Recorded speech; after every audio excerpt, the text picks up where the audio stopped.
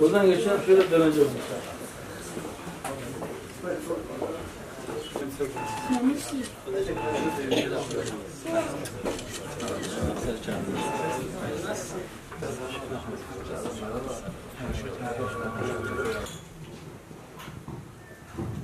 Selamünaleyküm. Çok kıymetli Genel Başkanım, Genel Başkan Yardımcımız, kıymetli İl Başkanımız, aynı zamanda her zaman burada sürekli görüştüğümüz ilçe başkanımız. Tabii bugün bizim için şereftir. Buraya kadar geldiniz. Sevginiz için sizlere teşekkür ediyorum.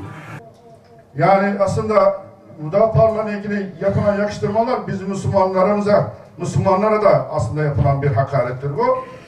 İşte kadınların ikinci planda oluşu, kadınlara değer verilmeyişiyle alakalı sözler, söylemler olmuştur.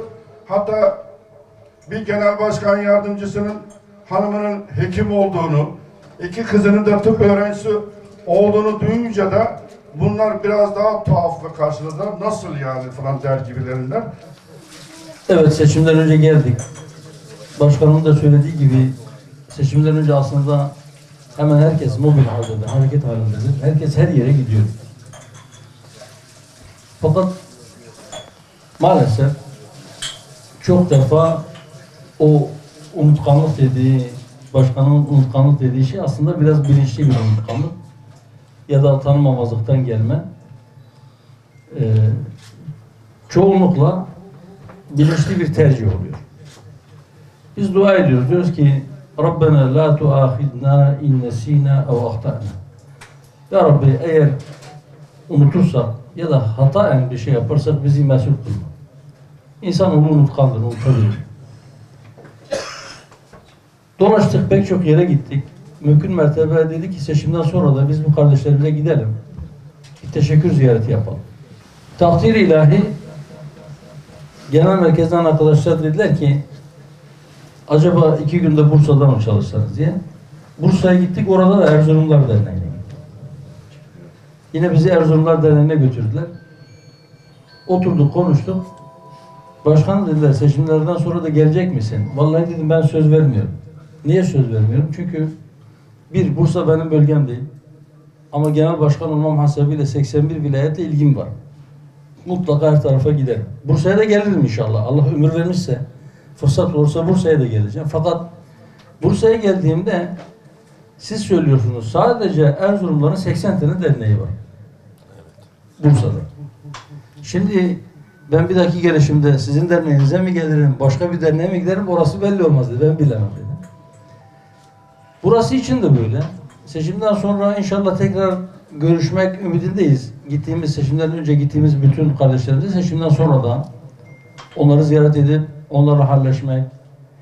Biz geldiğimizde onlardan destek istedik. Bu sefer onların bizden bir isteği var mı? Onu sormak, onu öğrenmek için her tarafa gitmeye bir niyetimiz var. Ama şunu da kabul etmek lazım ki memleket çok geniş, 81 vilayet. Sadece bir ilde, sadece bir ilin hemşeri derneklerinin sayısı onlarla ifade ediyor. Onlarca dernek var. Her tarafa yetişmek mümkün değil. Haftanın 3 günü Ankara'dayız. Orada emin olun o 3 gün bazen yemek yeme fırsatımız oluyor. Gelen giden misafirlerden dolayı, ziyaret etmek isteyenlerden dolayı. Fakat bunların hiçbirisi mazeret değildir. Yani biz buraya mazeret uydurmak için gelmedik. Biz buraya yoğunluktan şikayet etmek için gelmedik. Biz bu işe girerken sırtımızdaki yükün daha fazla ağırlaşacağını biliyorduk. Hatta birkaç defa arkadaşlarımıza şunu söyledik, ben hatırlıyorum.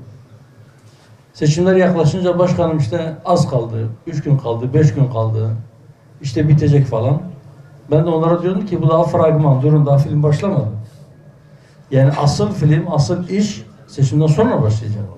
O seçim çalışmalarında evet iyi terledik, iyi yorulduk, iyi koştuk.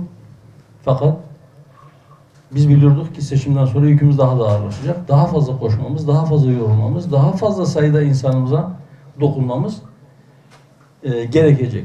Ve ilk dokunuşumuzda belki onlardan destek talep ediyorduk. İşte gerekçelerimizi söylüyorduk. Yarım saat, 1 saat, 40 dakika neyse. Varsa soruları cevaplandırıyorduk onları. Sonra aşağı yukarı işte 30 kişi, 40 kişi, 100 kişi neyse mesajımızı verdikten sonra oradan ayrılıyorduk.